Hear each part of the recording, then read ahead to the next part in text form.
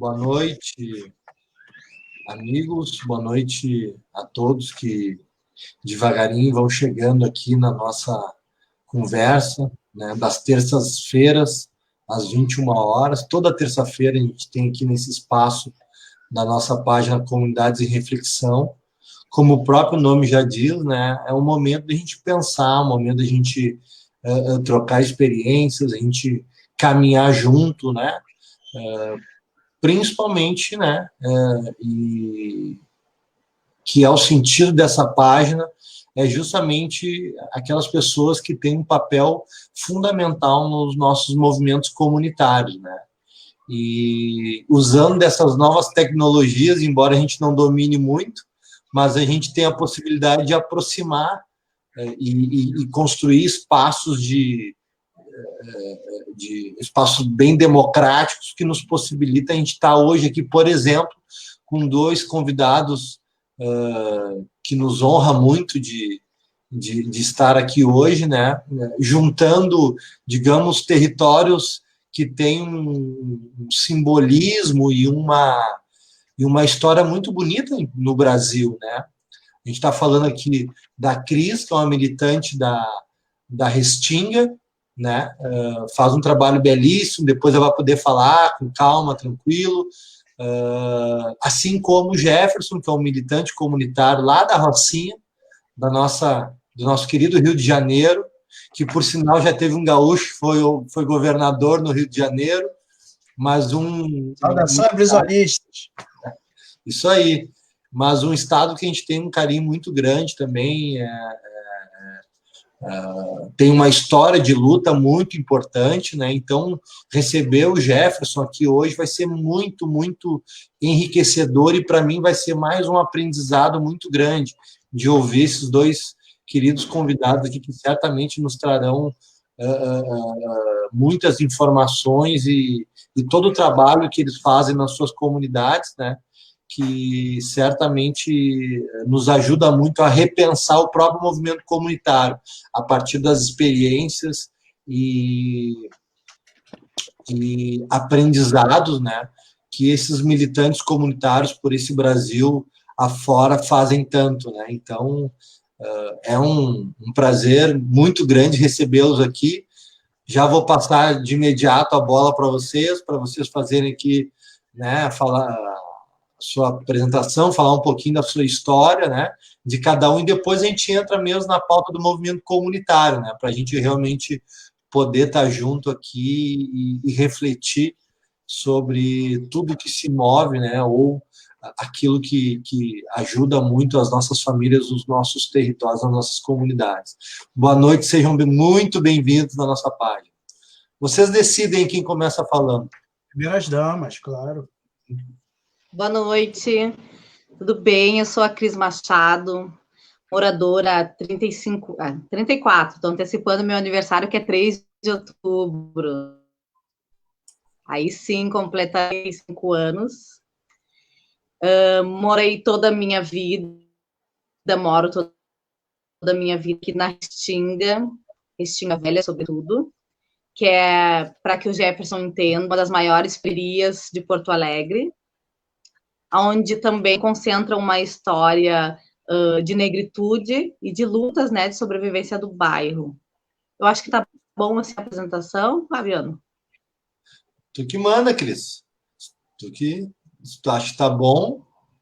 Se quiser falar um pouquinho do teu trabalho, né, da militância que tu faz na Restinga, né? Quais são as bandeiras que tu mais atua aí? Tá.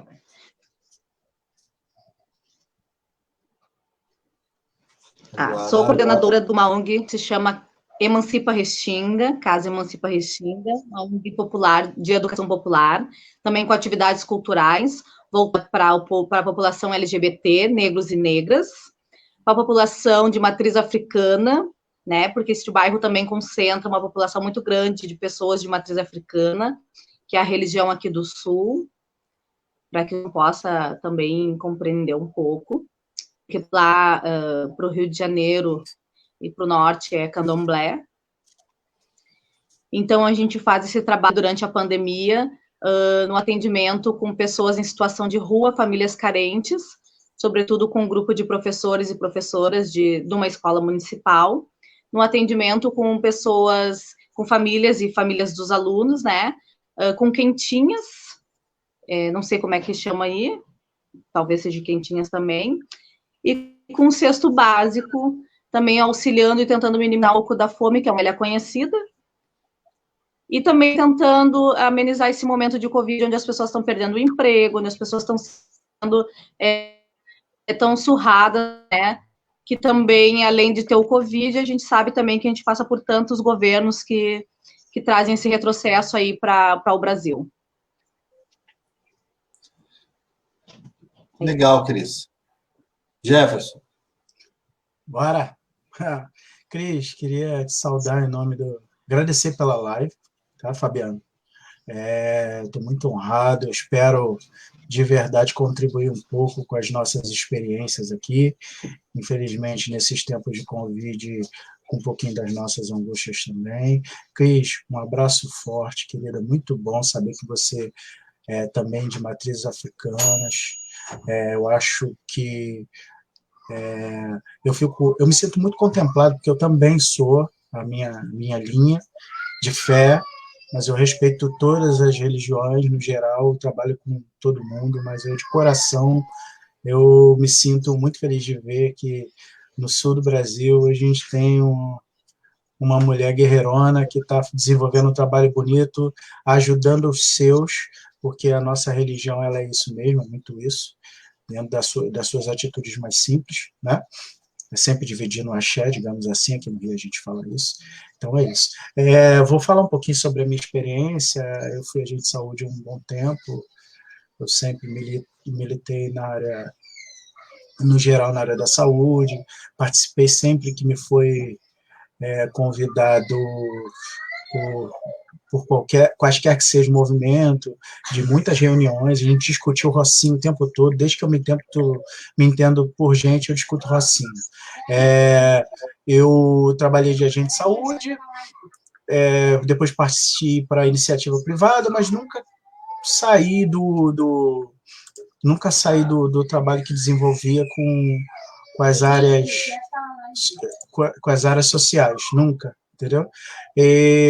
Infelizmente, hoje a gente está vivendo um momento ruim que acaba sendo necessário forçar a sociedade civil se organizar de um jeito que a gente não gostaria, né, com as motivações que a gente não deseja para ninguém, mas enfim.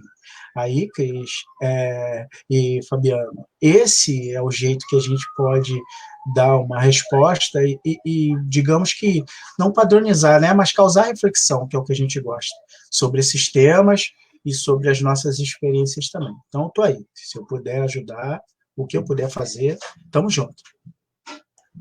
Que legal, muito bacana. Já de início a gente ouvir um pouquinho vocês, né, entender um pouquinho das lutas que vocês fazem nos territórios, que é extremamente importante. E eu já queria, de início, também agradecer as companheiras e os companheiros que sempre que possível, estão conosco aqui, né, compartilhando. Já convido os companheiros e companheiras que estão nos acompanhando já a compartilhar essa conversa, que possibilita que outras pessoas também possam estar conosco e com a gente, para poder a gente refletir junto. A ideia é bem essa, nós nos entendemos como um grande coletivo de pessoas que se movimentam junto e pensam junto, né? Então é muito bacana a gente possibilitar que outras pessoas também estejam aqui nesse espaço. Eu já queria mandar um abraço para os companheiros que já vem dando boa noite ali, o Alejandro, que é um querido companheiro de Montevidéu, ele milita na Frente Ampla do Uruguai, é um querido companheiro que sempre que possível está aqui conosco também, no nosso espaço, fazendo seus comentários. Então, um grande abraço para ele.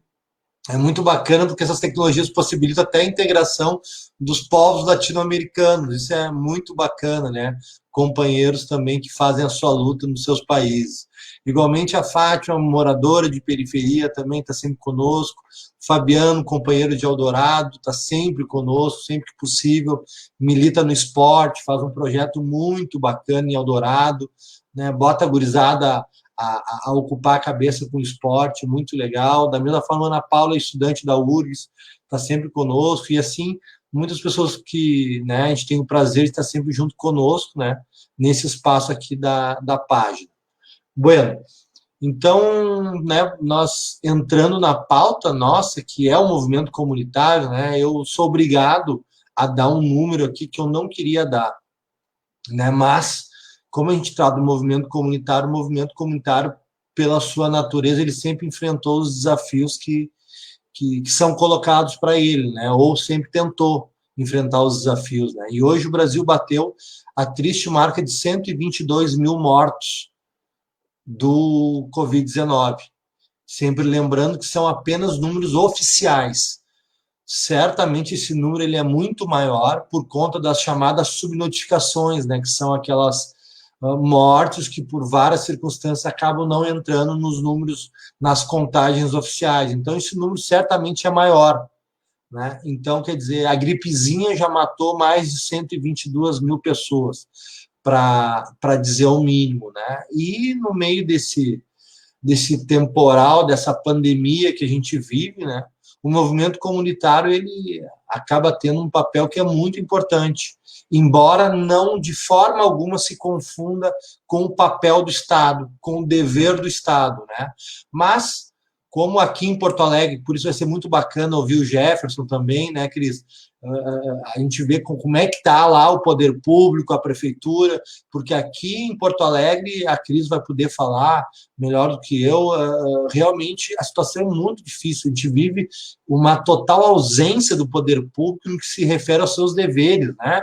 Numa pandemia deveria estar ao lado do movimento comunitário, estar ao lado das comunidades, para minimizar todo esse impacto que vem gerando esse coronavírus nas nossas comunidades. Mas não é o que ocorre em Porto Alegre. Muito antes, pelo contrário.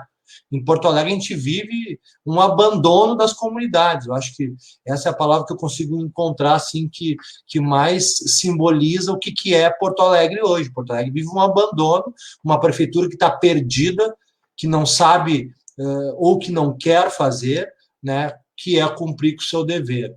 Então, eu queria que vocês, nessa introdução, né, com esse triste número que a gente traz aqui, já queria passar a bola para vocês para ouvi-los, né?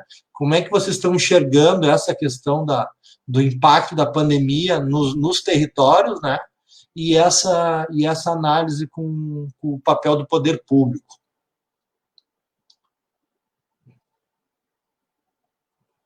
Vocês decidem quem começa. Então, vai lá, Cris. A verdade é que o poder público não existe, né? Ele está ausente.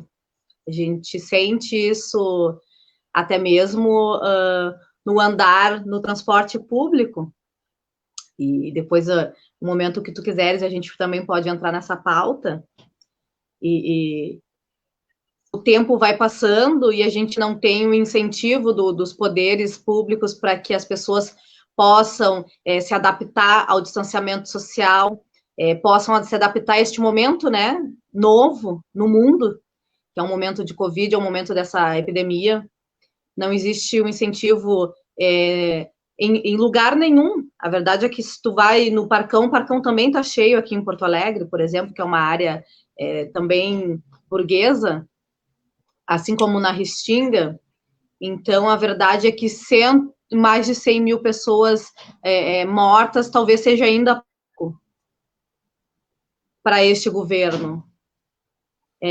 Talvez exista realmente a teoria da conspiração em alguns momentos, talvez eu até acredite nisso, porque não é possível que ataquem tanto os trabalhadores da saúde, que ataquem tanto os professores.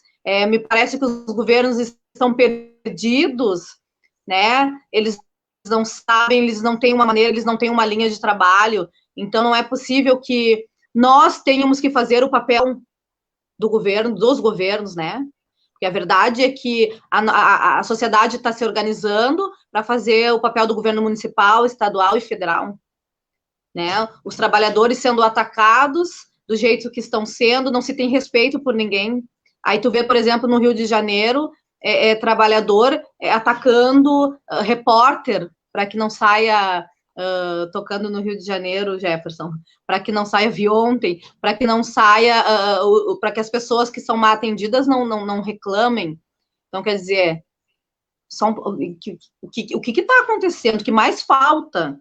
Né? A gente precisa a gente precisa conversar com a sociedade, além de fazer o nosso trabalho, a nossa ação social, nossas ações sociais, a gente também precisa debater, né, de forma mais geral, com todas as pessoas que a gente acaba tendo esse contato, né, nessas ações sociais, com esses trabalhadores que estão sendo atacados, que, por exemplo, há 5 meses atrás, quando começou o Covid, né, nós tínhamos apenas na nossa fila aqui das quentinhas, pessoas em situação de rua e usuários. Hoje nós temos trabalhadores que estão aqui no centrinho da Restinga vendendo de tudo para sobreviver, desde de um conjunto de potes a pano de prato. Nós temos mães com seus filhos. Então, mudou numa fila para pegar a quentinha, mudou o quadro de pessoas que precisam se alimentar. Então, assim, não existe governo. Aí o prefeito de Porto Alegre está passando por uma CPI, desviou dinheiro, então tá uma bagunça, e a gente vai ter que arrumar a casa. Quem vai arrumar a casa? A gente precisa refletir quem vai arrumar a casa. A sociedade precisa refletir. Nós que temos essa consciência de organização, precisamos nos posicionar enquanto sociedade e nos perguntar. Eu pegar a mão do Fabiano, do Jefferson, que está lá na Rocinha, né? Porque a gente precisa se organizar no nosso bairro, né? Na nossa cidade, no nosso estado e no Brasil. Vamos arrumar a nossa casa. A gente vai precisar, porque não existe ninguém. Não existe, é piada. E mais uma vez, este ano, a gente possivelmente vai errar nos votos, e daqui 2 anos de novo, se a gente deixar correr solto do jeito que está correndo. Finalizo aqui. Que legal.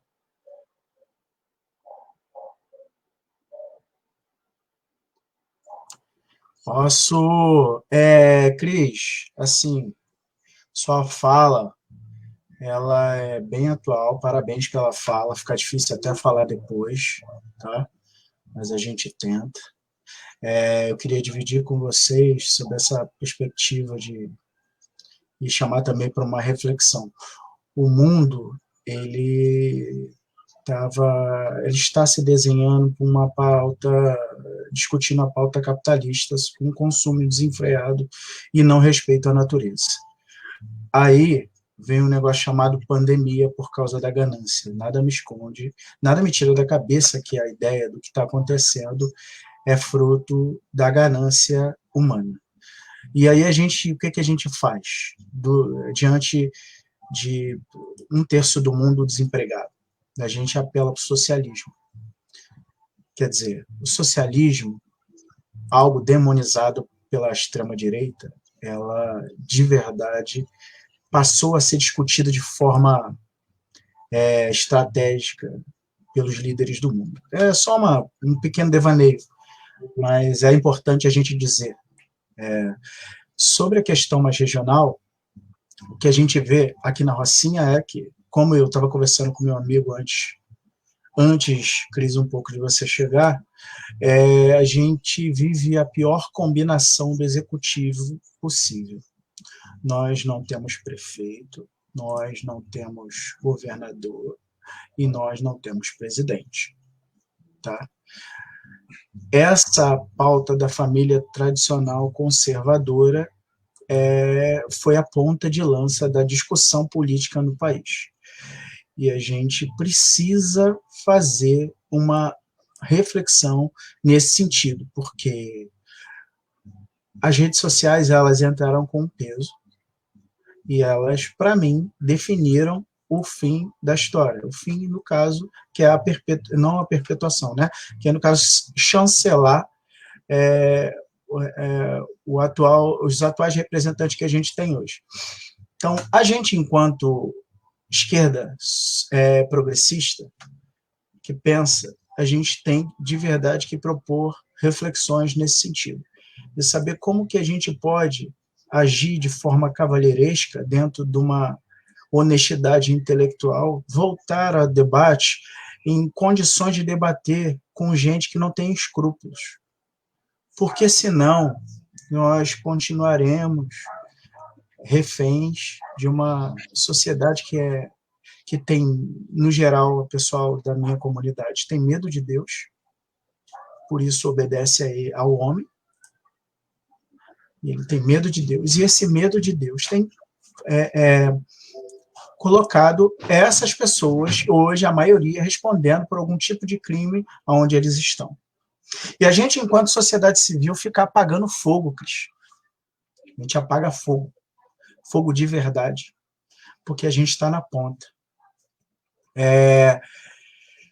A Covid, ela é muito social. Ela é muito social.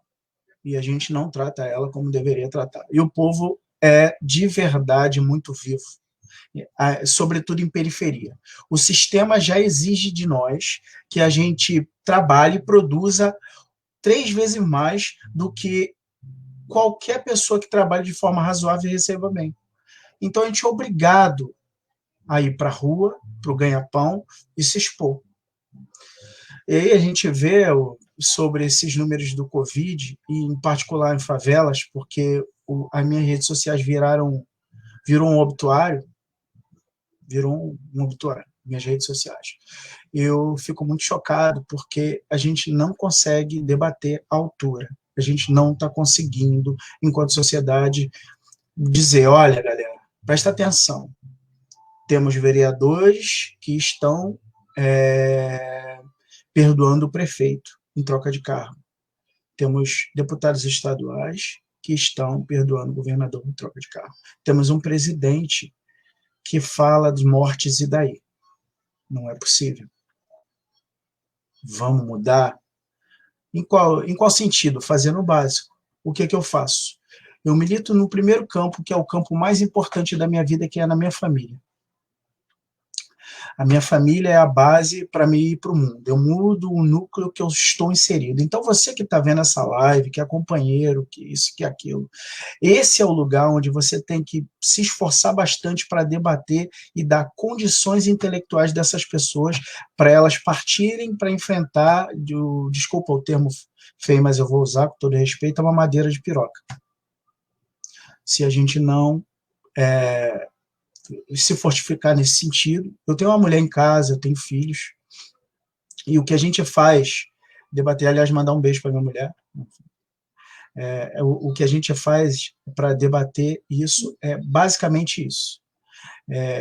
Se fortificar antes de sair para as organizações sociais, antes de ir para os nossos núcleos que a gente é inserido, a gente debate em casa, e a gente pega os amigos mais aceitos, e a gente pondera esse amigo, e a gente discute com esse amigo, e falta muito pouco para a gente debater, muito pouco para a gente ir para vias de fato, que é a eleição.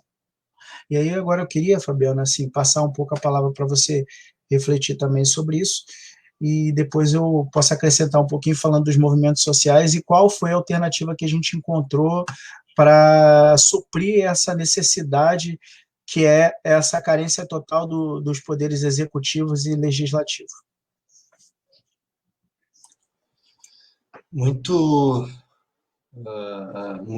importante estar ouvindo vocês e bebendo da experiência de vocês, né? Porque mesmo no caso eu e a Cris, que militamos na mesma cidade, mas os territórios muitas vezes, né, como não são tão próximos, muitas vezes acontece alguma coisa na Tinga, na Restinga, e a gente não fica sabendo, e vice-versa, e assim a gente acaba muitas vezes deixando de aprender com experiência de companheiras e companheiros, né? E aí eu queria fazer uma pergunta de uma dimensão que a gente vem se deparando, queria perguntar para vocês dois, um tema que é muito importante em relação à pandemia, que é o tal do isolamento social, né? Esse é um tema que todos os especialistas defendem, né, que é uma medida absolutamente necessária para o enfrentamento dessa pandemia, e nós, no Movimento Comunitário da Grande Cruzeiro, nós somos completamente a favor e militamos para isso, mas também a gente está colado na realidade das periferias, né? Na realidade da comunidade. E como a gente tem uma profunda omissão do poder público em políticas públicas que possibilitem as pessoas de ficarem em casa, obviamente elas não ficam, né? Porque é como outro dia a gente ouviu, não adianta não morrer do vírus, mas morrer de fome. Como é que faz? Como é que tu contorna essa situação? Então, eu queria ver um pouquinho, ouvir vocês como é que está essa questão do isolamento social, Cris, na Restinga, Jefferson, na Rocinha, né? Porque, em se tratando de comunidades, é muito difícil fazer uma análise sem olhar para essa realidade, né? Que a gente sabe das carências que tem. Então, como é que vocês estão enxergando e estão vendo nas comunidades essa dimensão do isolamento social? Então, a gente enfrenta um problema grande, que é essa questão da sobrevivência com a orientação técnica. Desde janeiro, eu já lendo sobre essas questões da China, já me preocupava, sobretudo com essa falta de isolamento, é importante dizer, nos aeroportos. Essa é uma competência do governo federal e foi um cuidado que a gente não teve. Também é importante dizer que, assim, pode não ser, pode ser até um exagero da minha parte, mas o presidente fez uma viagem oficial sem controle e voltou com 11 pessoas infectadas dentro do avião dele, tá? Então é importante dizer que o maior exemplo que a gente tem na República, que é a figura do presidente, ela sinceramente não ignorou o parecer técnico e fez o que ela achava que deveria fazer, que é dar importância a algo que não seja, que foi nomeado como uma gripezinha, né? Que ia matar menos que a gripe que a gente tem, que é H1N1, né?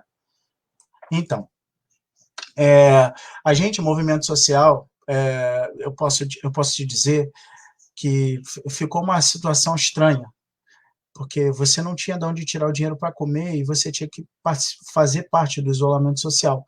Eu assumo meia culpa, enquanto sociedade, de entender que a gente falhou no sentido de isolamento social. A gente falhou. Mas eu quero chamar a atenção dos companheiros para esse aspecto, o aspecto financeiro. A gente da comunidade vive com dinheiro muito restrito, muito contado. Para chupar uma bala na rua, você precisa necessariamente calcular. Assim, nós, enquanto favela, nós temos um dom, né? Porque sobreviver com o salário que a gente tem e sem fazer coisas que a gente considere legais, no geral, é um dom divino. Isso é a prova de que a gente é competente. Ao contrário de um ministro que fala aí. Enfim, e aí a gente esbarra nisso, o isolamento social, a comunicação dos órgãos que deveriam ter uma política mais efetiva nesse sentido, que não houve, apesar de ter sido mediado, de ter sido dito até a exaustão. As pessoas tentaram. Para você ter uma ideia, falando de algo polêmico, até o tráfico, de certa forma, interferiu para tentar fazer com que a comunidade não vivesse um boom social. Agora você vê a galera à margem da sociedade tem um viés mais politizado do que o próprio governante. Isso é um absurdo nos dias de hoje. Isso é um verdadeiro absurdo. A gente que está na ponta, nas comunidades, sabe qual é a importância de você militar e conseguir convencer o seu vizinho de que a necessidade dele vai ser suprida, mas que ele tem que se isolar socialmente. Aí o que a gente faz? É ver o comércio aberto, é ver o cara indo trabalhar independente da orientação. O cara está indo tentando contra a sua própria vida, está cometendo suicídio, muitas das vezes matando o próprio ser vulnerável de sua família, pondo em risco o ser vulnerável de sua família, seu avô, sua avó. Quem não tem, cara? Você está entendendo? Quem não tem gente com esse perfil? Quem não tem? Todos temos. Só que a gente na favela, infelizmente, não tivemos outra alternativa. Eu estou falando no geral. E assim, eu queria também exaltar o quanto foi difícil discutir enquanto sociedade. Eu queria mandar um abraço aí para minha mãe, que está vendo a live, e está comentando. Eu estou lendo os comentários e estou tentando refletir, tá? Queria mandar um abraço para o William também, para o Beto, para essa galera que está vendo aí, para minha esposa, minha digníssima. E aí, voltando à linha do raciocínio, cara, como que é difícil? Como que a gente, enquanto sociedade, além da alternativa do WhatsApp, além da alternativa das lives, a gente consegue se reunir para debater isso? Como que a gente consegue se organizar? Porque até para distribuir uma cesta básica, a gente precisa expor a nossa vida, expor os nossos, quem nós amamos, para uma coisa que necessariamente não teria obrigação. Todos os colégios municipais, com o dinheiro de merenda liberado e as portas fechadas. Aí você vê os professores, que a Cris brilhantemente falou, tirando verdadeiro areia de gelo. Tirando areia de gelo. Tentando fazer com que aquele... Aliás, gente, que covardia foi feita com as nossas crianças. A gente está vendo muita coisa sobre estupros e etc. nas redes sociais, mas até o Estado está atentando contra as nossas crianças. Como que eu vou pedir para uma pessoa acompanhar desenvolver um sistema para um aluno que não tem o que comer, acompanhar uma live para estudar? Isso é segregação. Não vem me dizer que não tinha recurso, que isso está errado. Tinha. O dinheiro da merenda saiu. O dinheiro que tinha que ir para determinada situação foi liberado. Existiu somente uma coisa chamada vontade política que não existia. E outra, o religioso dentro da estrutura da prefeitura deixou claro que ele não tinha o perfil de debater, de filosofar, de raciocinar sobre políticas públicas que se adaptassem aos novos tempos. Ponto. Agora, nós teremos que nos reunir novamente, ter a humildade de falar, porque eu não gostaria de estar falando numa live, meu debate com vocês, eu gostaria de estar flutuando sobre outras perspectivas, de como a gente pode criar mais postos de trabalho, e como a sociedade pode se organizar para garantir saneamento básico. Agora não, gente. Esses temas, eles acabaram por ficar velhos, obsoletos. A gente está debatendo fome. A gente está debatendo como levar comida para o nosso vizinho. De verdade, eu estou muito triste e assim, eu quero exaltar, eu quero externar para vocês que a Cris falou sobre essa questão da gente ter esse guardião aí, que eu sinceramente não li a matéria toda porque eu estou enojado com isso. Mas, assim, de verdade, a gente tem que observar não só mais quem a gente vota, que é o vereador. A gente tem que observar os nossos líderes e se eles de verdade são líderes. Eu não estou à altura de me auto-intitular líder de nada, porque um líder, ele necessariamente, além dos seus predicados, ele precisa ter uma legitimidade. Então, eu ainda não estou nessa condição. E nem quero estar. Eu, de verdade, espero que a minha militância acabe em breve. Porque, com a minha militância acabando em breve, quer dizer que a gente conseguiu debater todos os temas que estão em pauta e conseguiu resolvê-los com a maior destreza possível. Então, é isso. Eu queria dividir essa experiência com vocês. E desculpa o desabafo, companheiro Fabiano. De verdade, desculpa, mas eu acho que se faz necessário dizer. E depois eu vou falar um pouquinho dos movimentos sociais que salvaram vidas, mandar um abraço para todas as iniciativas sociais que fizeram um trabalho de ponta distribuindo cestas e também puxar a orelha de todos os comércios, de todas as pessoas que têm grana, essa galera aí que tem muita grana, que poderia dar aí 100, 50 cestas básicas aí, fácil, para esses coletivos e que a arrecadação na Rocinha caiu muito. E agora a gente vai viver um momento que não está na modinha, não está na modinha distribuir cesta básica, e a gente não quer isso. E até quando a gente distribui cesta básica, a gente tem que estar atento para uma coisa: o gás aqui é R$100. Tenho que estar atento para essas particularidades quando eu for desenvolver um trabalho dentro do campo social. Tá? Então é isso, gente. Não, Jefferson, antes de passar para a Cris, eu só queria reforçar que aqui, irmão, que aqui tu não precisa pedir desculpa para falar absolutamente nada, porque esse espaço aqui ele foi pensado justamente para nós do movimento comunitário a gente ter onde falar, porque o movimento comunitário sempre foi invisibilizado pela sociedade. O movimento comunitário sempre foi tratado pela sociedade, e não é por acaso isso, como se fosse algo que não existia. Então, a gente ter cada vez mais espaço como esse é um espaço para a gente falar aquilo que a nossa consciência e o coração manda.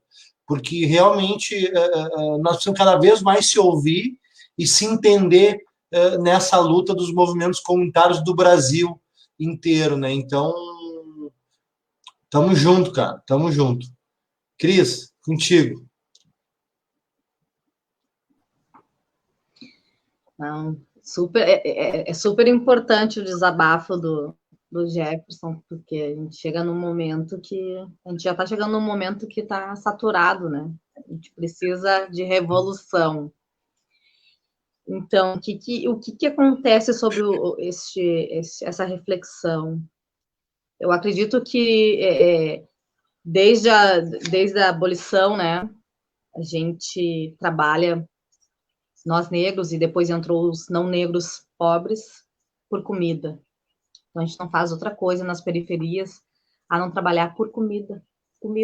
Nossos filhos adolescentes, eles entram na idade de continuar estudando, eles acabam parando o ensino médio para poder trabalhar para ajudar em casa, sempre por comida.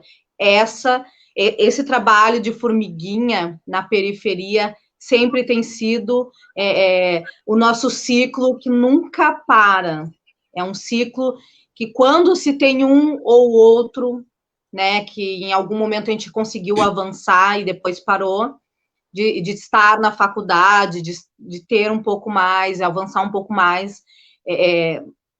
Então, como fazer um distanciamento social, como fazer uma quarentena, se até hoje o povo no Brasil, que é a massa, sempre se preocupou em trabalhar por comida. Tem pessoas que trabalham, que se aposentaram sempre pagando aluguel, que não tiveram o direito, que morreram, que não tiveram o direito de ter a casa própria. Tem muitas pessoas até hoje que continuam trabalhando uma vida inteira e morando de aluguel. E hoje os relatos que eu escuto aqui ainda são de adolescentes que estão já entrando em problema psicológico, porque daí começam as agressões dentro de casa, né, dos pais, né, do feminicídio, das agressões entre os pais. Então, como manter uma quarentena? Quem é que pensa isso? Quem sabe? Então, assim, eu concordo quando o Jefferson diz que nós causamos isso, concordo. A culpa é toda nossa, do homem. Sim, concordo.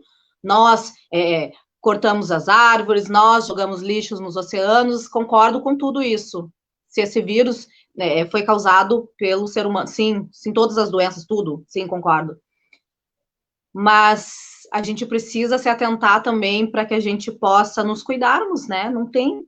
Como que a gente vai fazer uma quarentena, sendo que a massa brasileira, que é o pobre, que são os negros, só trabalham por comida, trabalham para pagar o aluguel, para pagar a conta da água, da luz. No Rio de Janeiro, R$100 o gás. Como, sabe, aqui na Restinga, a gente tem um centrinho onde tem os bancos, que é o Banrisul, em algum momento o Fabiano passou por aqui. Se tu passar ali, tá lotado. O camelódromo da Restinga em si está fechado, mas os caras estão trabalhando, os caras estão com a roupa na rua, estão com seus produtos na rua trabalhando, porque eles têm que comer, eles têm que sobreviver. Em algum momento saiu aqui em Porto Alegre um momento bom das pessoas poder fazer financiamento de casa, várias pessoas se atiraram nisso, e agora como continuam pagando? Como fazer, sabe, aproveitaram esse momento de pandemia, jogaram o povo na rua do trabalho. Como fazer quarentena? Como o homem vai ficar em casa, ou a mulher, pensando, como vou pagar minhas contas? A gente sempre viveu pensando, eu tenho que pagar a conta, eu tenho que pagar a conta, eu tenho que comer. Então, assim, eu acho que a tarefa é cobrar do poder público, mas nós, eu volto a dizer, a gente que tem essa tarefa social, a gente acaba tendo que dar as mãos e fazer esse trabalho de conscientização e de fiscalização, um trabalho técnico. Acaba sendo um trabalho técnico, tarefa nossa. Está aqui na página hoje, falando, conversando e debatendo, né, com as pessoas, né, e que a gente consiga levar essa conversa hoje longe, para que as pessoas possam nos procurar, conversar com a gente, né? Outro dia as pessoas precisavam fazer um RG. Um RG, não pode se fazer um RG hoje, só em caso de urgência. Não, só um pouquinho ainda, as pessoas conseguem minimamente ter uma oportunidade de emprego quando aparece. Como não vai conseguir fazer um RG? Sabe, a gente tem que pensar uma maneira de burlar para poder fazer um RG. Então, assim, como fazer uma quarentena? Como se proteger de uma doença? É óbvio que as pessoas vão se arriscar e vão ir para a rua. E já estão saturadas, porque já fazem 5 meses. Então, tu passa um final de semana aqui na minha comunidade, as praças já estão cheias, as crianças já estão na rua, porque não se tem uma ideia, não se tem nada de governo, de poder público nenhum, não se tem uma ideia de uma medida de alguma forma que se possa manter as pessoas em casa. E que não seja só comida, e que se pense nas tarefas das crianças que tem criança que não tem acesso à internet ou a um smartphone, que não se cobre dos professores, porque os professores também têm vida, e que sabem a realidade dos alunos, que se construísse algo com os professores e que não os obrigassem a voltar a dar aula. Então, é complicado. Eu acho que nós, o povo, eu, vocês e os demais, nós é que precisamos estar à frente desse processo daqui para frente para pensar, porque Bolsonaro, aqui no Porto Alegre, Eduardo Leite, Marquesan, que são os eleitos hoje, eles não conhecem a periferia, eles não conhecem o povo, então eles não têm como decidir, como saber como fazer quarentena. Quem sabe somos nós. A gente que está aqui com o pé no barro, a gente que está aqui com o pé na periferia. A gente é que sabe da realidade. Quem sabe de nós somos nós, essa é a realidade. Por aqui me encerro. Eu acho que essa fala da Cris, né, assim como a do Jefferson, acho que é um raio-x do cenário que a gente está vivendo, né, da nossa realidade. Né? Eu acho que são falas profundas e que nos coloca para pensar, né? E isso é muito importante, né? Quando a Cris, o Jefferson também menciona, né, a questão das pessoas terem que trabalhar para poder comer, num país que de pobre passa longe do ponto de vista econômico. O Brasil nunca foi um país pobre do ponto de vista econômico. Ele é um país pobre do ponto de vista da igualdade social. Isso sim, isso é histórico no nosso país. Agora, falta de recurso no Brasil, uma das 10 maiores economias do mundo, ainda hoje, recurso, dinheiro no Brasil nunca foi o problema. O problema é o bolso para onde foi essa riqueza. E aí eu queria trazer um dado aqui que eu ouvi atentamente a Cris, o Jefferson. Eu acho que é mais um sintoma do tipo de país que a gente vive, né? Tamanha a desigualdade. Saiu uma matéria agora, não faz muito, dizendo que nesse período de pandemia, a elite do Brasil aumentou a sua riqueza em 34 bilhões de dólares durante a pandemia. Ou seja, o topo da pirâmide aumentou a sua riqueza 34 bilhões de dólares.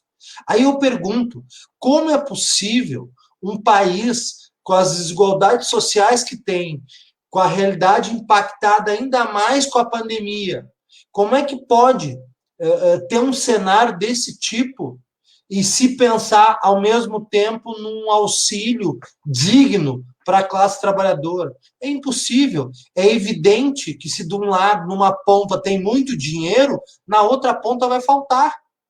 E essa outra ponta é quem justamente cria essa riqueza. Porque quem bota esse país de pé é quem mora na Rocinha, é quem mora na Restinga, quem mora na Cruzeiro. Quem constrói esse país é a classe trabalhadora. E aí, como é que pode acumular riqueza? Os que já são bilionários acumular riqueza em plena pandemia.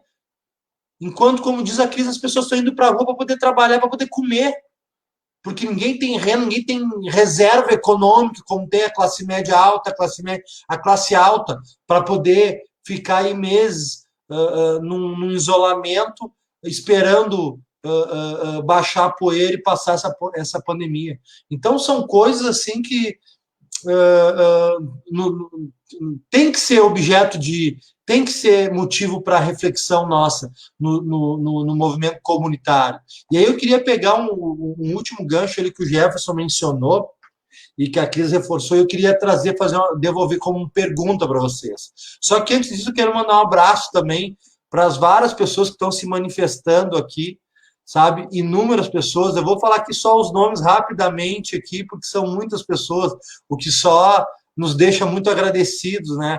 Rafael Bustamante, Fran Rodrigues, Jorge Augusto, Adriano Almeida, Rita Smith, Miller Lima, Bárbara Oliveira, suponho que seja a companheira do Jefferson, como ele já lembrou aqui.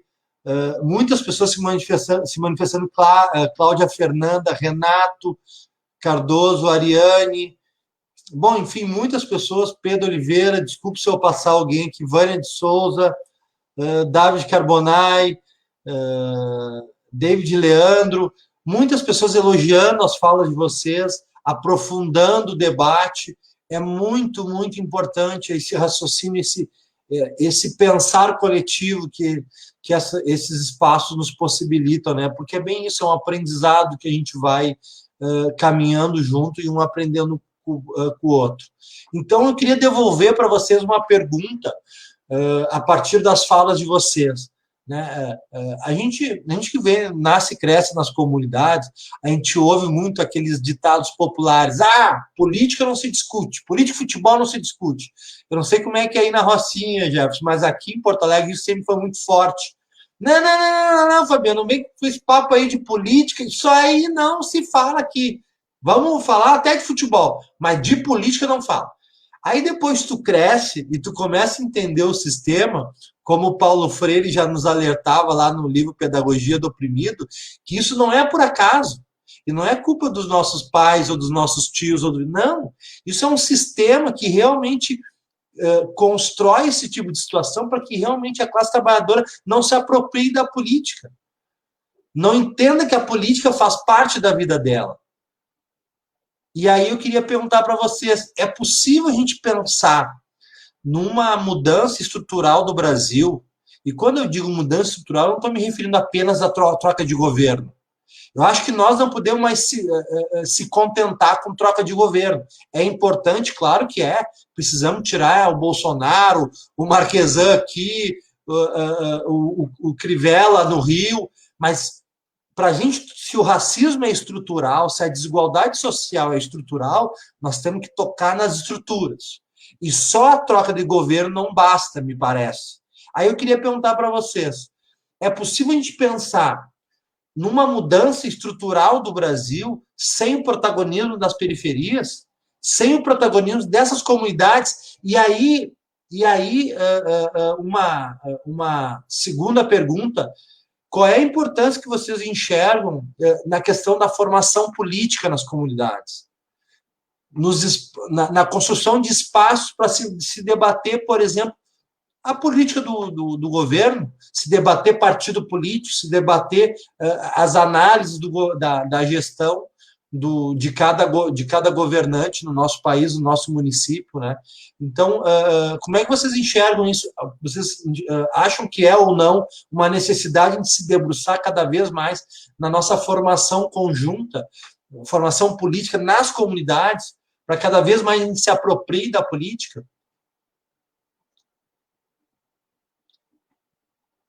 Vai lá, Cris. Depois tu só me lembra as perguntas que eu já fiquei pensando. Fiquei esperando o Jefferson, meio que me esqueci, eu acho. Eu acho que tudo parte da educação. Não tem outra alternativa. Tem que iniciar na escola. Eu acredito que todos os governos que passaram até hoje, nenhum de fato, investiu na educação. As cotas, sim, foram um ganho, realmente. A gente não pode negar. Mas a educação de base, a educação de fato, nós não tivemos neste país.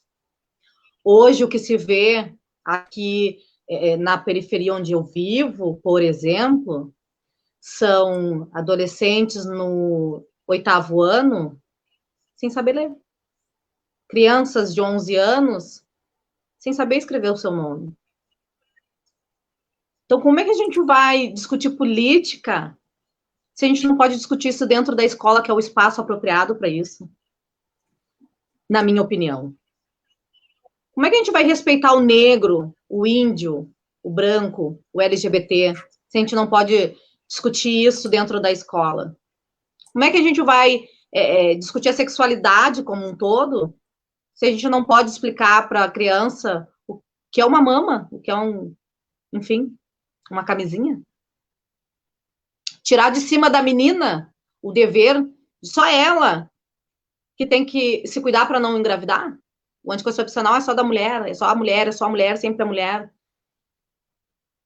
A gente não coloca no menino o dever de usar também o preservativo? Então, eu acredito que é na escola, é com educação. É com educação. O princípio, o primórdio tem que ser com educação. A outra era... Pode repetir para mim, por favor? Abre o teu microfone. Tem que abrir o microfone. Fica mais fácil se abre o microfone. Né? Não, é justamente essas questões, sabe, da formação política do conhecimento e o protagonismo das comunidades. Se é possível a gente pensar numa mudança, uma mudança verdadeira, aquela mudança que a gente sonha para o nosso Brasil, se é possível sem o protagonismo das nossas periferias, que, em outras palavras, é a classe trabalhadora. Dando educação para o povo. Aí tu começa... o negro, por exemplo, não nega a escravidão, porque a gente faz isso. Nós negros, tem muitos negros que não sabem sua história, e é importante que saiba.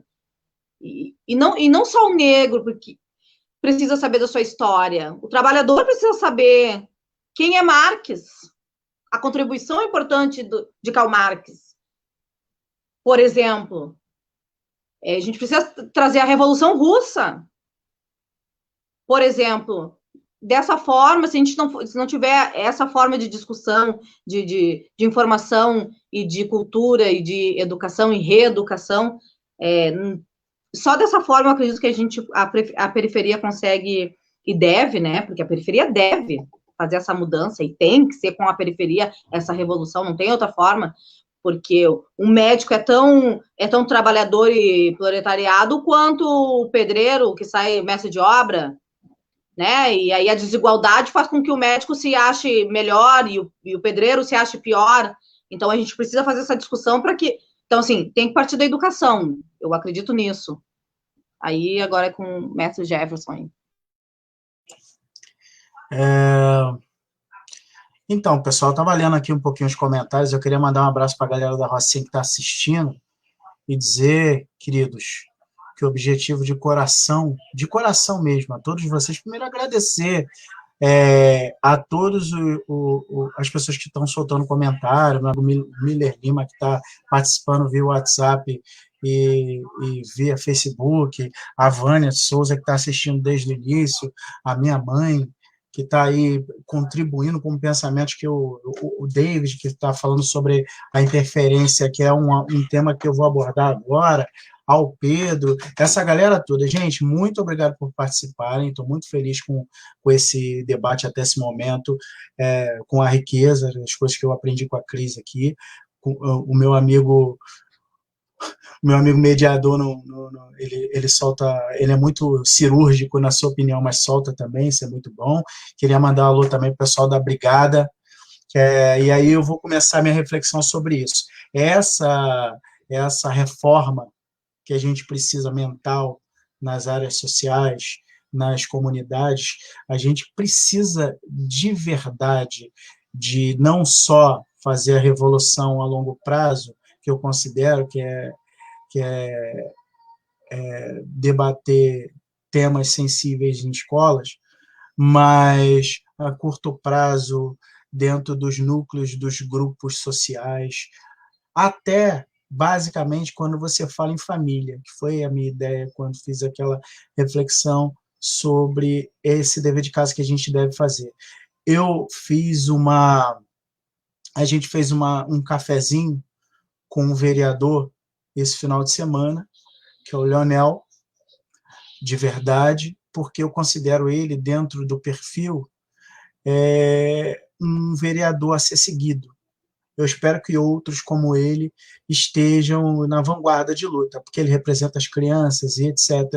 Ele também fez algumas leis com relação ao pessoal de aplicativo que não eram contemplados, assim, está fazendo um trabalho brilhante. E aí eu tive a ideia de fazer um cafezinho e convidar algumas mentes que eu considero pensantes aqui, pessoas que vão entender que ali não era realmente debater com o vereador, ele super gostou e a gente se reuniu, mas a gente, como tem esse desafio da pandemia, a gente não quer romper com esse pacto de sociedade, que é o isolamento social, a gente fez isso muito pontual, com muito pouquíssima gente, respeitando o distanciamento social. Então, mas esse é uma alternativa, eu considero uma alternativa saudável e necessária.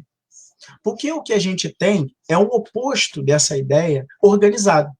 Aí eu vou falar das igrejas, entendeu? Existe o papel do religioso sério, o cara que está ali usando a estrutura para... Eu sinto saudade do religioso sério, porque a gente tem muito pouco exemplar. Antigamente, o cara ia para um hospital fazer orar para uma pessoa enferma, dar um abraço na família, distribuir cesta básica dentro dos pontos de necessidade, que é a coisa que a Cris faz. Enfim, antes, o religioso clássico, o perfil era esse. Hoje, o religioso clássico, pelo menos assim, os maiores representantes, os formadores de opinião, eles vão para o hospital fazer baderna. E tem um monte de gente que acha que a pauta moral é mais importante do que distribuir uma sopa. Gente, que mundo louco que a gente está vivendo, né? Aí você vê gente, que é essa galera que está vendo a gente na live, gente fazendo um trabalho de maestria, calado, focado, sem querer ônus e bônus do seu trabalho, salvando vidas. Aí o pessoal da Brigada distribuindo cesta, o pessoal do G10 Rocinha, que tem página, seguir, os coletivos que se inseriram, que foram lá contribuir com o G10, que deram opinião, que o William pode falar muito melhor que eu nesse sentido, mas eu pedi autorização a ele para falar um pouco desse trabalho, porque esses exemplos coletivos são importantes para resolver. E aí, como que aí você fala, mas qual é o gancho do debate social disso? É que não dá para a gente pensar em política pública, em debater em reunismo, se a gente não tem as pessoas com as necessidades básicas assistidas. Então, a primeira coisa que a gente tem que fazer agora é se concentrar, se agrupar no melhor sentido da palavra, no coletivo, cobrar das instituições sérias, cobrar do executivo, cobrar do vereador. Cadê o vereador que você votou na última campanha? Cadê o líder comunitário que te deu a merrequinha para pedir voto para fulano na última campanha? Essa era a hora. Eu não vi ninguém botar a cara. Eu fiz um vídeo falando sobre isso, porque isso é uma coisa que me revolta. Gente, agora é a hora, mas assim, a gente sabe que a mudança, exigir uma mudança de um sistema é algo complexo, é algo que leva tempo. Porém, eu não vejo, eu não me sinto afagado pelo argumento que eu escuto das pessoas na rua. As pessoas estão discutindo polarização política. É a esquerda, é a direita, é isso. Ninguém está querendo... Pô, gente, olha só, para. Vamos dar um tempo nessa pauta ideológica agora. Somos comunidade. Quem é sério? Quem é o cara sério? Vamos convidar ele para conversar. O que ele pode fazer para a gente? Estou precisando.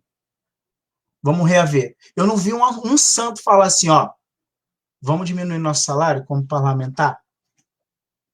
Acho que a gente ganha muito.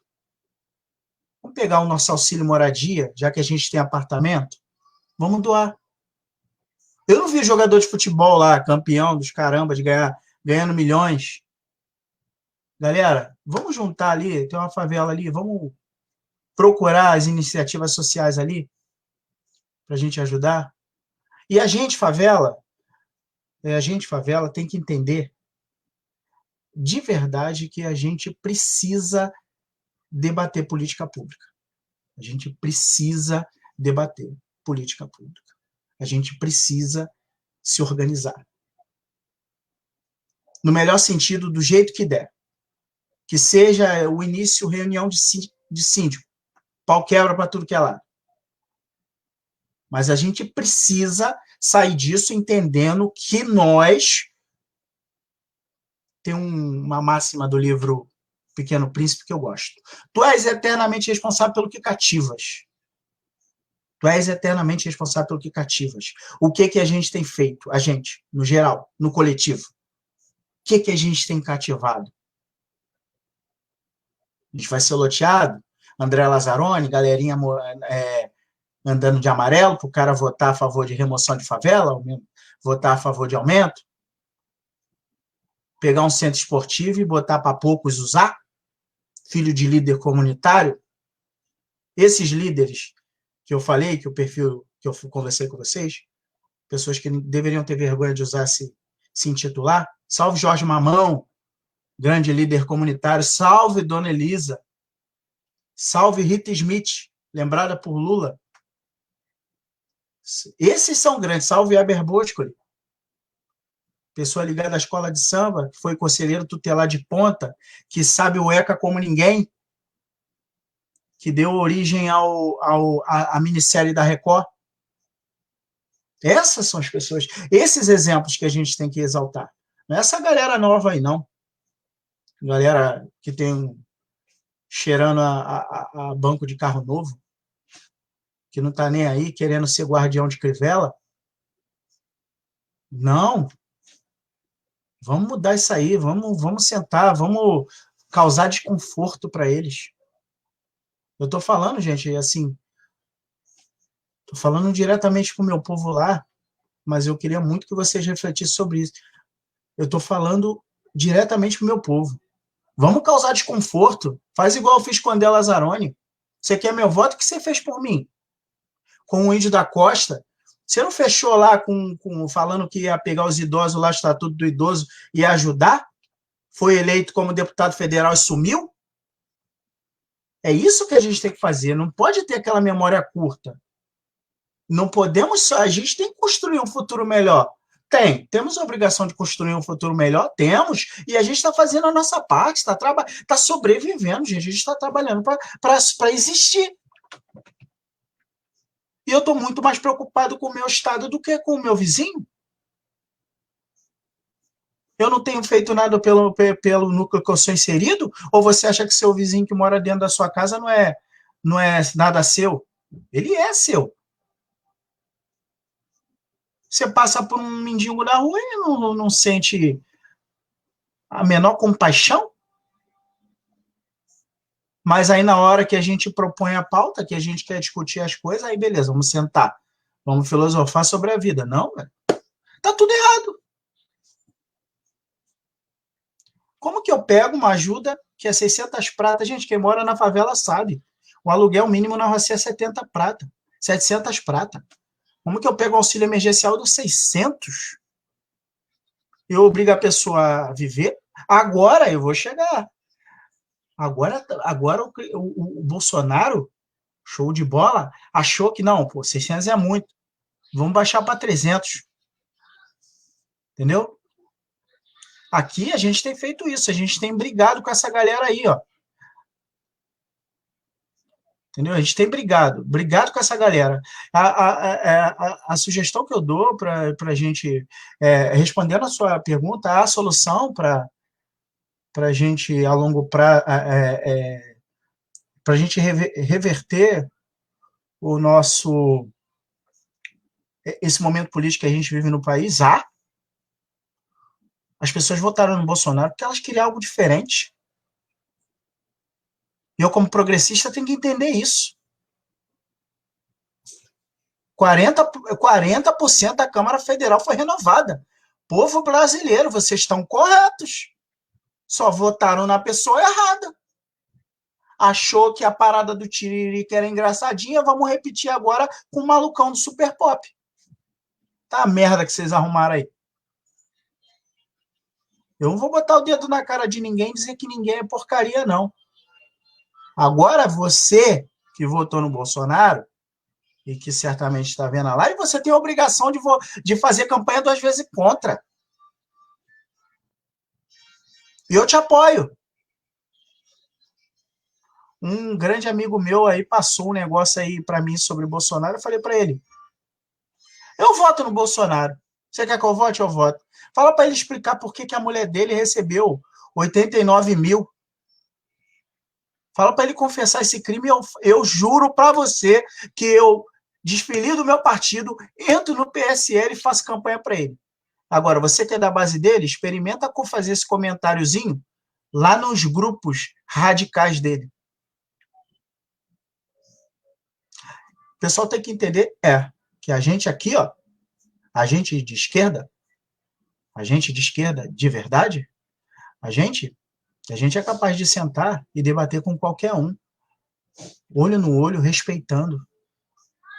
Porque a gente é progressista e sabe qual a importância do cidadão estar sentado debatendo. Eu não gosto do termo cidadão de bem, não.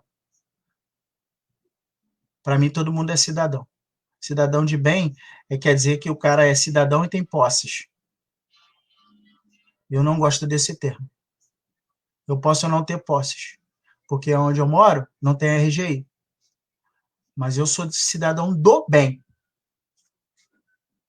Eu ajudo o meu próximo, eu debato política com dignidade, eu sou um cara honesto, eu trabalho com um sistema que não me ajuda em porra nenhuma, desculpa o palavrão, e, no entanto, não acho que esse é o motivo para eu descambar. E é isso, desculpa aí, gente. Passa a palavra. Depois dessas falas da Cris, do Jefferson, o difícil é eu continuar aqui, tentando achar as palavras para poder dizer, né, como é importante. Eu só posso dizer isso, na verdade, como é importante ouvir vocês e aprender muito, né? Porque realmente é isso. Aqui a gente está ouvindo, como diria Nelson Rodrigues, a vida como ela é. É isso. E isso precisa ser dito. E com a profundidade que está sendo dito aqui, por uma militante da Restinga, de um local histórico, não só de Porto Alegre, mas do Brasil, assim como a Rocinha, nas palavras do Jefferson. Então é muito enriquecedor a gente estar aqui e estar se ouvindo. E aí o Jefferson tocou num ponto que hoje eu conversava num bate-papo que fui convidado aí, e surgiu uma questão parecida, que são as nossas comunidades, né, que votaram no Bolsonaro, né? E aí o Jefferson ele iniciou a fala dele, Cris, dizendo que nós temos que respeitar essas pessoas. E eu tenho um alinhamento muito grande com essa visão, porque não é criando conflito nos nossos territórios que nós vamos avançar, mas sim conversando, dialogando, porque nós estamos lá. Não é a direita que vai lá. Ou melhor, vai para pedir voto. Mas quem está lá construindo lá? Com dificuldade, com tiro ou sem tiro, como a gente costuma brincar na Cruzeiro. Né? É simples. E cabe a nós sentar e dialogar com essas pessoas. E cada vez mais a gente trabalhar na questão de que votar em alguém não é dar cheque em branco. Votar em alguém, seja quem for, seja o partido que for, não é dar cheque em branco. Se pisar na bola, tem que ser cobrado. Não tem conversa. Tem que ser cobrado. Se pisar na bola, tem que ser cobrado. E esse é o tipo de conversa que a gente tem na Grande Cruzeiro. Cara, eu respeito muito, tem um monte de gente que eu conheço na Grande Cruzeiro que eu tenho respeito muito grande de votar no Bolsonaro. E a gente conversa numa boa. E eu sempre coloco essa situação. Olha, meus amigos, votou no Bolsonaro, tá, é um direito que tu tem, assim como eu tinha de votar em quem eu achei que deveria ser o presidente da República. Agora, isso não significa que tu tá dando um cheque em branco pro teu candidato que foi eleito. De forma alguma. Essa democracia representativa burguesa que a gente vive, bom, o que a gente pode extrair dela de algo positivo é isso. Olha, se eu votei em alguém, não estou dizendo que o cara pode fazer o que quiser. Eu não estou dando o direito dele chegar numa pandemia e dizer que o coronavírus é uma gripezinha. Esse cara não me representa. E eu já ouvi isso de várias pessoas que votaram no Bolsonaro. Mas porque a partir de uma conversa, de um diálogo, entende? Sem hostilidade. Agora, se eu chego até... E aí eu acho uma meia-culpa, inclusive, de setores da esquerda, que tem que repensar também. Não é com arrogância, não é com hostilidade que nós vamos se entender da classe trabalhadora que me refiro. A elite não, a elite quer votar no Bolsonaro, faz total sentido. Agora, a classe trabalhadora, como é que nós vamos se entender se a gente começar a criar hostilidade entre nós na hora de dialogar sobre política? Aí é muito fácil dizer, olha, eu quero falar sobre política, mas só quando me agrada. Não, isso não é política. E tampouco isso é ser de esquerda. Tampouco isso é ser de esquerda. E esses métodos de conversa que o Jefferson falou, e eu reforço, né, Cris, a gente tem que cada vez mais se debater. Aqui em Porto Alegre, a gente está vivendo um exemplo disso. Nós temos uma fragmentação aqui do campo progressista para disputar a eleição, por exemplo, e nós não vamos refletir sobre isso também? Nós não vamos olhar para o nosso próprio umbigo e ver o que nós precisamos melhorar? E, a partir daí, fazer um diálogo construtivo com as nossas comunidades que não votaram no candidato de centro-esquerda? Entende? Então, são reflexões que a gente só vai conseguir fazer se a gente tiver de coração aberto para conversar com as pessoas. Em tom de superioridade, achando que eu sou melhor do que alguém porque alguém votou no Bolsonaro, isso não vai nos levar a lugar nenhum nas comunidades. Pelo contrário, só vai nos dividir. E aí é aquela arte da guerra, né? O outro lado quer dividir para conquistar. E aí a gente precisa ter cada vez mais esse tipo de profundidade de conversa nas nossas comunidades. E aí entrou o que a Cris falou da educação. E aí sempre quando alguém aqui fala da educação, eu já queria passar a bola para vocês de novo, para a gente ir abordando a última pauta. Quando falo em educação, eu sempre me entrego aqui à minha escola política. Eu não consigo não me entregar. Para mim, não por acaso, olha lá, ó, pô, o Gerson já entregou a minha escola política ali, ó. Tá aí, cara. Esse cara foi o maior medo. Esse cara representava o maior medo que as elites tinham nesse país, se caso ele chegasse à presidência da República. Porque esse cara estava disposto a tocar nas estruturas. Não por acaso fez uma legalidade lá, uma cadeia da legalidade lá em 61 e botou uma metralhadora embaixo do braço. O governador do estado do Rio Grande do Sul fez isso.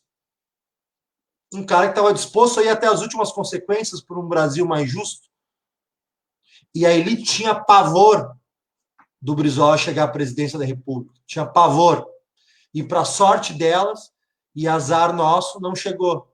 Então, e aí o Brizola dizia, não, e o seu braço direito, Darcy Ribeiro, nós temos que criar a educação pública de qualidade de turno integral, né? E a ideia do CIEPS, que chegamos a ter aqui no Rio Grande do Sul e no Rio de Janeiro, Jefferson, depois tu pode mencionar, mas se não estou enganado, também chegou a implementar políticas nesse sentido, mas aí eu devolvo para vocês, uma educação de turno integral, eu vejo como o ápice mais alto da educação de qualidade que a gente pode chegar, que é pegar as nossas crianças, o meu filho estuda em escola pública, mas se ele tiver uma escola pública de turno integral, eu ia adorar que ele pudesse ficar o dia inteiro na escola. E quando a gente se diz o dia inteiro na escola, é como dizia o Darcy Ribeiro, não se trata de ficar sentado numa sala de aula o dia inteiro, longe disso.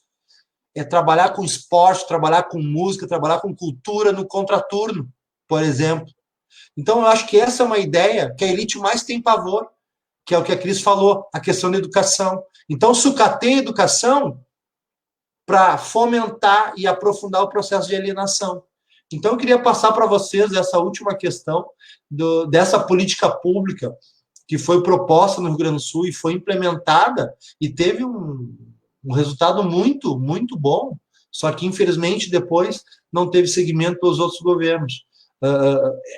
Essa ideia de a gente colocar as nossas crianças em tempo integral para pensar e ter ações recreativas, eu acho que é um caminho que vai ao encontro, Cris, do que tu colocou. O que tu acha? Eu concordo. Estão me ouvindo bem? Que eu coloquei um fonezinho. Está um vento terrível aqui. Talvez meu avô, falecido vovozinho, era brizolista, né? E aí depois a gente tinha conversado outra ocasião. Aí passamos pelos tempos, né, Brizola, aí a família depois virou PT e hoje eu sou socialista do PSOL. Talvez hoje Brizola não concordasse, teria um pouco de vergonha de algumas coisas, né, no Brasil e talvez até do PDT. Outro, eu queria comentar antes que outro dia eu estava vendo uma conversa, uma live, que estava o Ciro Gomes, a Luciana Genro, Heloísa Helena e um deputado da Rede, que agora acabei esquecendo o nome. E eu assisti toda a live e observei um possível entendimento entre eles.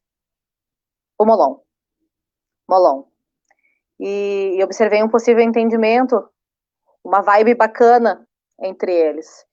E eu fiquei um pouco,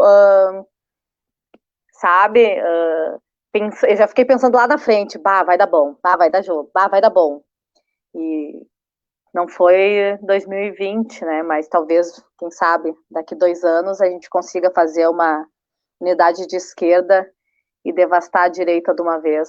Porque a pressão popular, dos populares da esquerda, precisam, talvez, fazer essa pressão aí para que as coisas funcionem.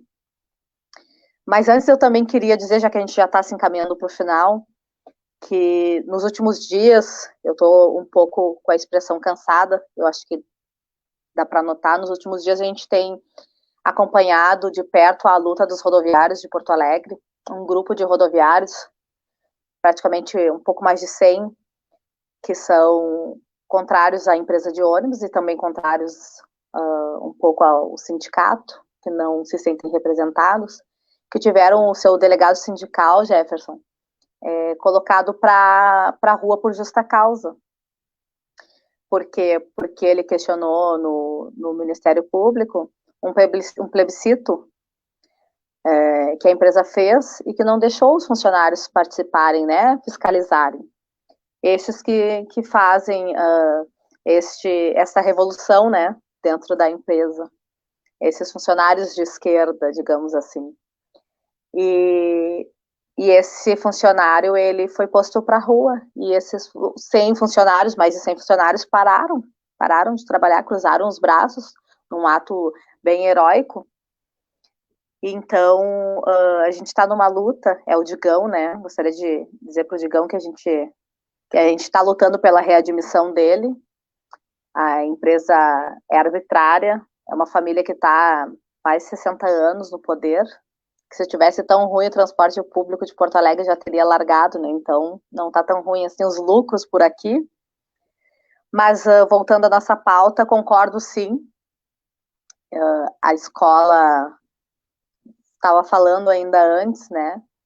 A educação, ela é transformadora, então se a gente tivesse, mas o meu filho tem 11 anos, o Eric, e ele estuda em escola pública, e sempre nessa questão de manhã, sai correndo, vai estar correndo, pega o ônibus, então a gente sabe o quanto é necessário, né? Sempre foi necessário para a gente, que é mãe e pai também, ter onde a gente puder deixar os nossos filhos, e se tivesse uma escola, se tiver uma escola com ensino integral, acho que até aqui na Restinga tem algumas, se não me engano, o Fabiano, que funcionaram ou funcionam, algumas escolas municipais, assim, mas também não são todos os alunos que podem ficar, tem algumas regras, né? Mas eu sei que esses alunos que podem ficar, eu sei que é um grande alívio para essas mães, e eu sei que é bacana. Precisa se aprimorar, né? E é preciso acordar o povo, assim, eu já acho que a gente precisa de revolução. Antes uma revolução do que uma guerra civil, né? No sentido de ser trabalhador contra trabalhador. A experiência do que a gente viu ontem, né, no Rio de Janeiro, jornalista contra, então, trabalhador da saúde. Então, esse ponto que a gente não pode deixar chegar. Mas uma revolução de mostrar para a classe política da direita e do alto escalão, dos grandes milionários desse país, aqui quem manda é o povo e quem pode controlar é o povo. Eu acho que é válido uma revolução. Eu acho que é isso.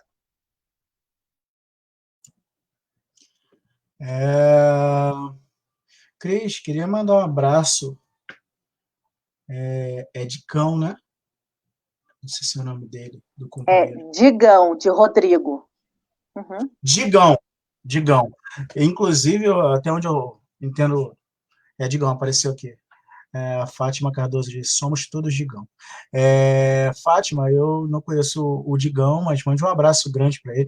Inclusive, até onde eu entendo por lei, essa atitude aí, ela é uma atitude que está à margem da lei. Ele, acho que pode acionar a justiça, tá? Com relação a isso, assim, só um feedback. Sobre essa questão da educação, e sobre esse debate que a gente está tendo, infelizmente, hoje as escolas, elas são fábrica de guardar criança. Você, em sua maioria, leva seu filho, guarda ela lá durante um período, sai do trabalho e busca. Essa é uma crítica que eu faço à escola. Eventualmente, existem líderes e líderes, né? Que são aqueles professores mais aguerridos dentro dessas instituições, que acabam por ser a minoria, pessoas que têm envolvimento, que conhece aluno por nome, é pontual, no sentido de saber qual ferramenta ela tem na mão. A minha mãe está lembrando de uma história da época que o Brizola veio inaugurar no nosso CIEP aqui. Ele teve um ato dele durante isso que foi bacana pra caramba. Ele pegou uma criança, levantou essa criança e disse: o meu investimento é em você.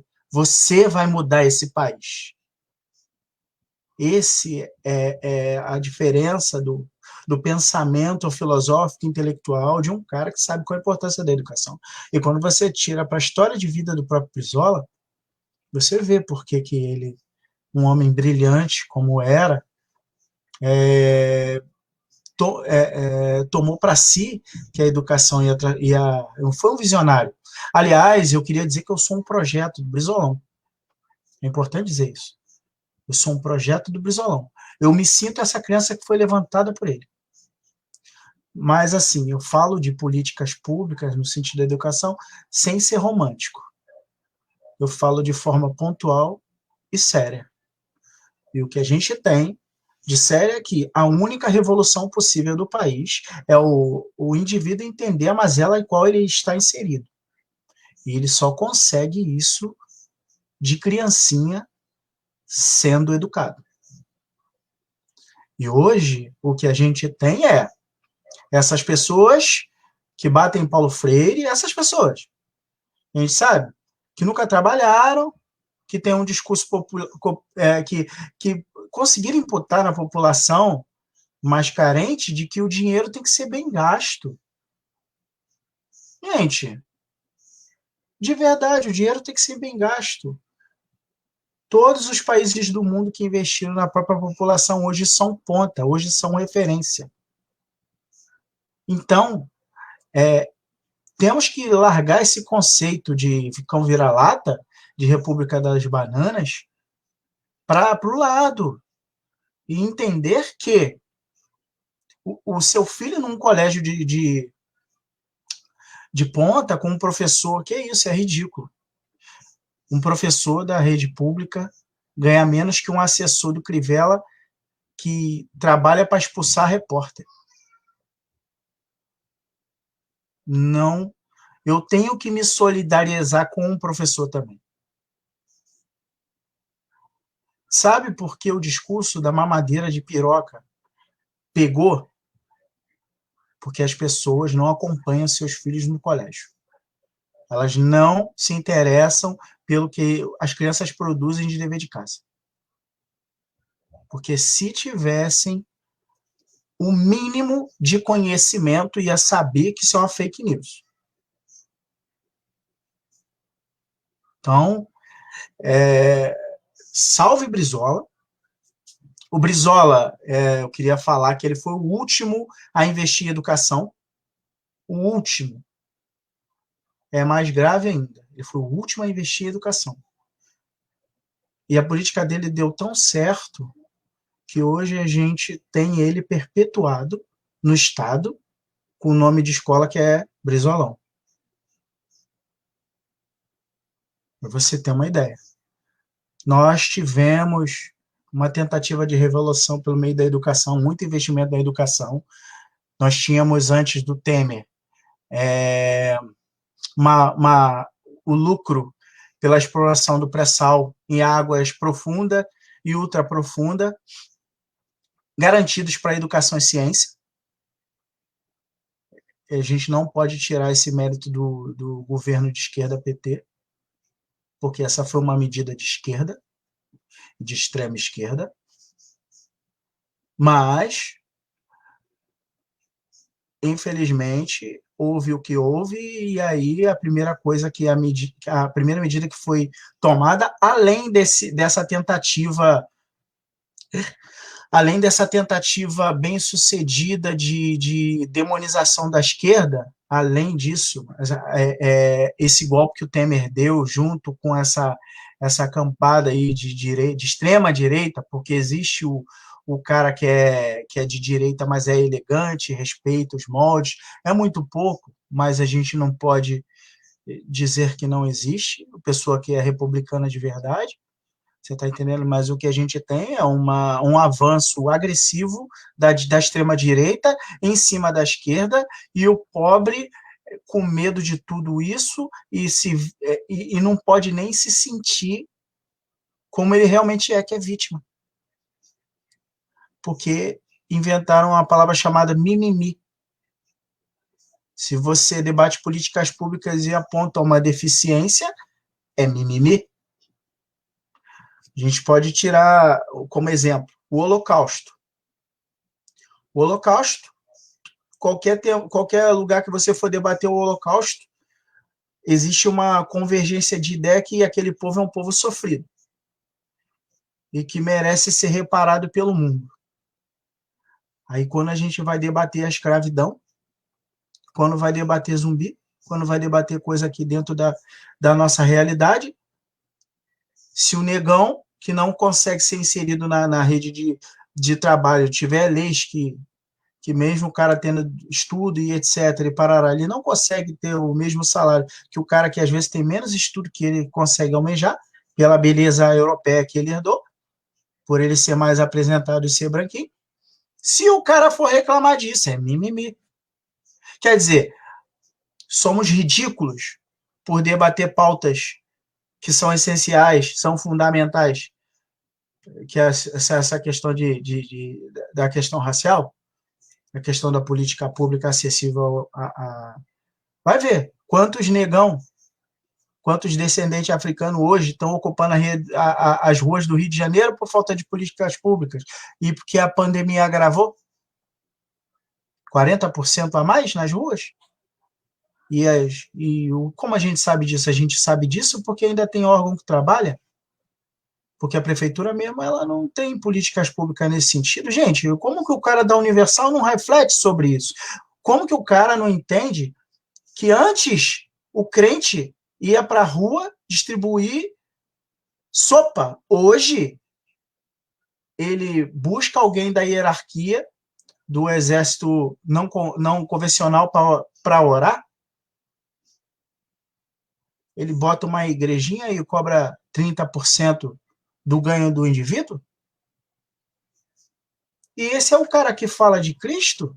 Não vou nem falar do cara que fala que não fala de Jesus?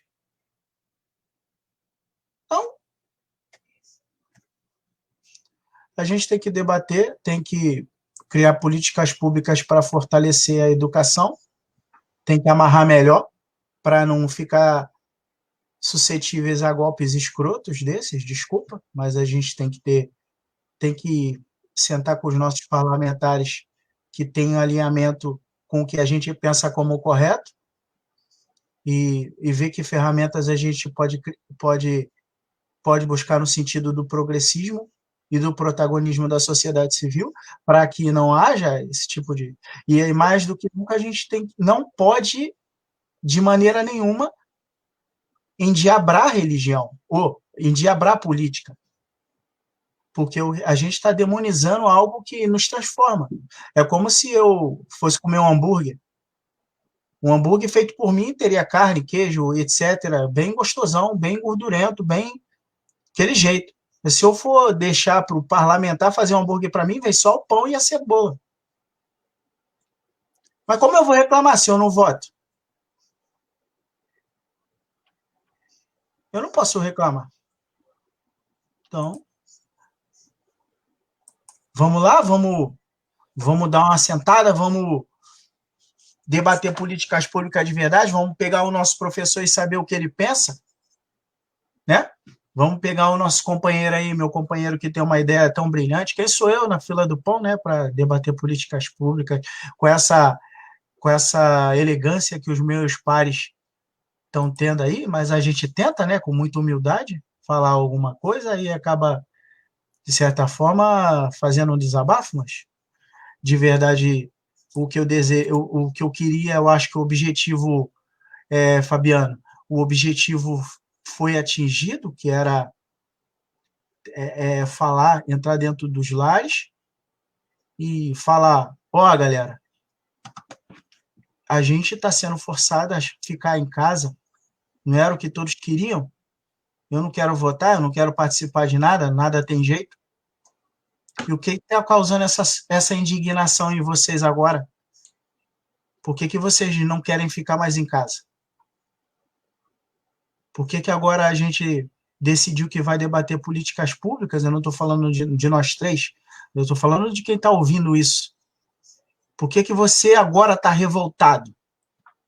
Você está revoltado porque você percebeu que você está comendo um sanduíche só com a cebola, que foi o que te ofereceram.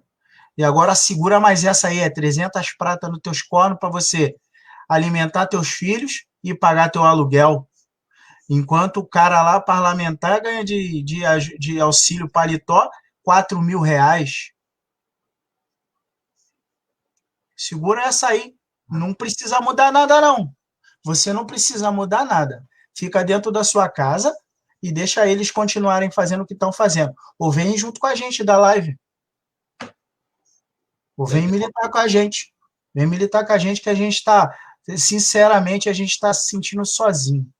A gente quer você junto com a gente, caminhando. E daqui eu já vou me preparar para a gente fazer um movimento junto com o pessoal do Fala Subúrbio, mandar um abraço para o meu amigo do Fala Subúrbio, porque a gente vai protestar contra o Crivella, vamos protestar contra os guardiões do Crivella, e a gente vai militar com muita humildade, respeitando todas as regras, porque o negão, quando age fora da regra, é negão, é mal educado, não vale nada.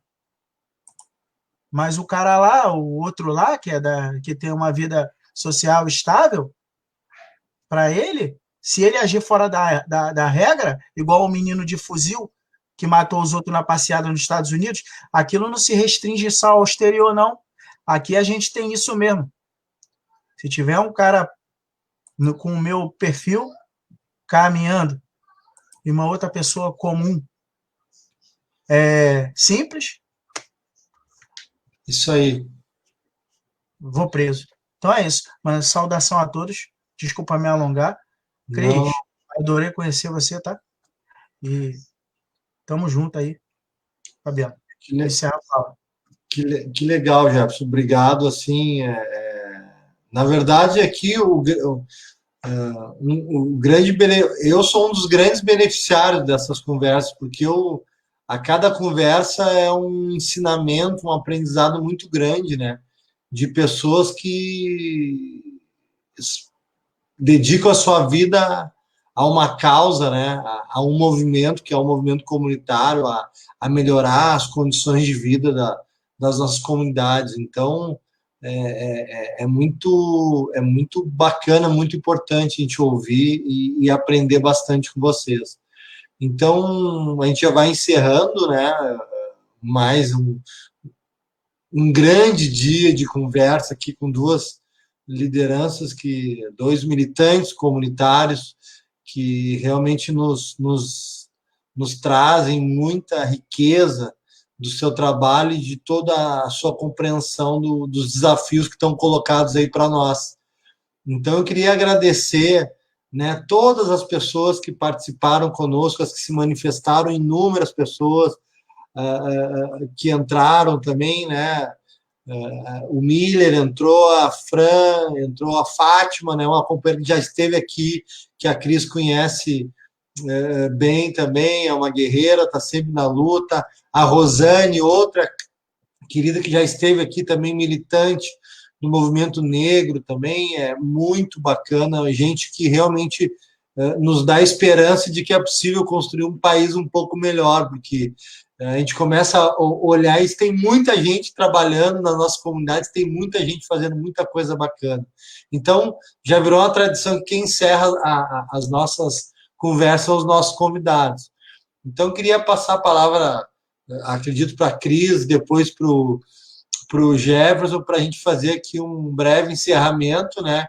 E já deixando aqui não é nenhum convite, mas uma convocação para vocês, para em outro momento a gente poder voltar a conversar aqui. A gente não aprofundou sobre a cultura, a gente não falou sobre saúde, porque são temas, né, muito importantes também para as nossas comunidades, e num outro momento certamente vai ser muito bacana a gente falar sobre isso. Então, eu queria agradecer a participação de todo mundo, agradecer a participação dos nossos queridos convidados que realmente nos propuseram aqui um momento de grande aprendizado.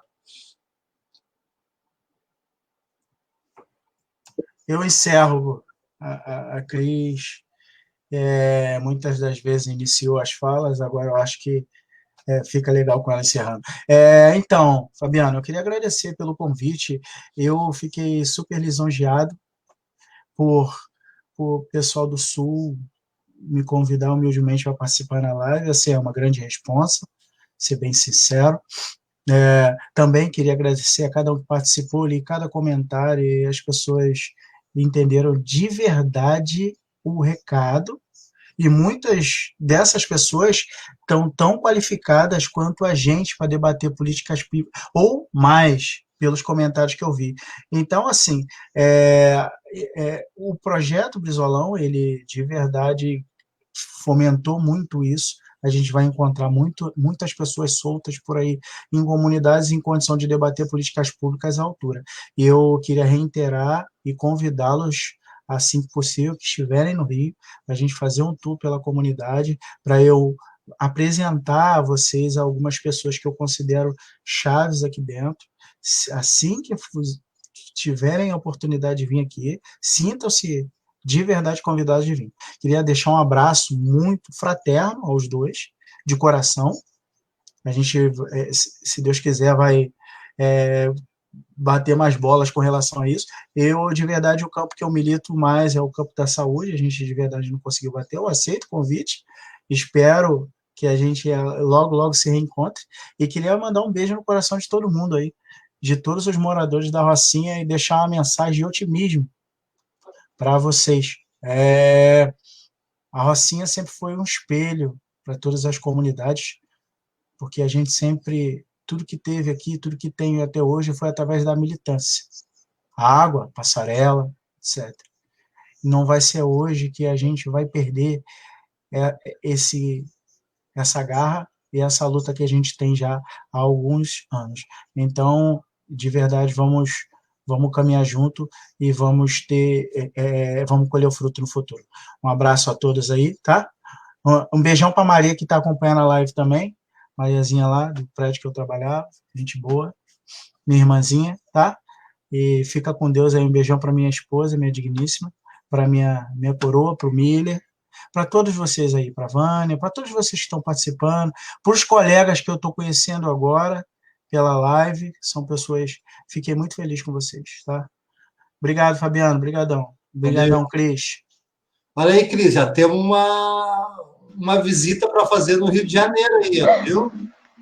Não, o que vocês não sabem é o seguinte, eu tive no Rio e não tive a oportunidade de ir na Rocinha, mas quando cheguei na frente da Rocinha, que eu olhei, eu digo, meu Deus, eu tenho que subir, mas não tive a oportunidade, mas assim, eu tenho uma amiga aí, uma trans, ela se chama Nicole Riscado, e aí eu disse, Nicole, olha só, tu vou estar aí com o vizinho dela, ela mora na Cidade de Deus, tu tem que me levar, tem um primo morando aí, o William Pérez, é estilista aí, e aí eu disse, eu tenho que subir a Rocinha, porque a Rocinha tem uma história parecida com a Restinga, aí o que tu disse, de luta e de conseguir as coisas, né, Fabiano? A Restinga também, tudo que conseguiu com muita luta. Então, assim, na verdade, eu nem queria me despedir, eu queria ficar aqui batendo papo com vocês, porque estou bem contemplada, estou bem feliz, adorei, né, que depois a gente possa continuar esse vínculo bacana que fizemos hoje, e tá super aceito todos os convites, de lá para cá, daqui para lá, né? Me chamem no WhatsApp, me adicionem no Facebook, e vamos ficar ligados, coligados, não sei quais os termos aí certos para esse momento, e peço para que as pessoas se cuidem, usem máscaras, como o Jefferson disse antes, entrem em contato conosco, os de Porto Alegre chamem Fabiano, chamem Cris, né? Chamem a equipe da Casa Emancipa, né? Para que possam pedir qualquer auxílio de alimentos, de tudo, para que a gente possa auxiliar, encaminhar. Chamem Jefferson na Rocinha. E eu me encerro mesmo assim, ó.